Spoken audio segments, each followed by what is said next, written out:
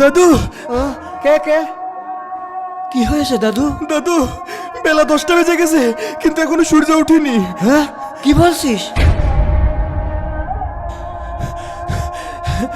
ওই দেখেন। দাদু, তুমি তাড়াতাড়ি কোরআন শরীফটা খুলে বসো। আচ্ছা, ঠিক আছে। আল্লাহ।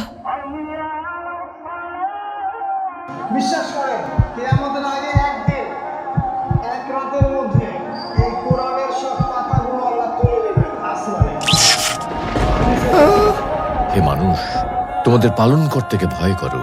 নিশ্চয়ই কিয়ামতের প্রকম্পন এক ভয়ঙ্কর ব্যাপার। আজই হলো পৃথিবীর শেষ দিন। পাপাচারী মানুষেরা হতাশ হয়ে যাবে, কাণ্ডজ্ঞান হারিয়ে দিক বিদিক ছুটতে থাকবে এবং একসময় অজ্ঞান হয়ে মৃত্যুবরণ করবে। আল্লাহ রাব্বুল আলামিন আমাদের সকলকে পৃথিবীর শেষ দিনের ভয়াবহতা থেকে হিফাজত করুন।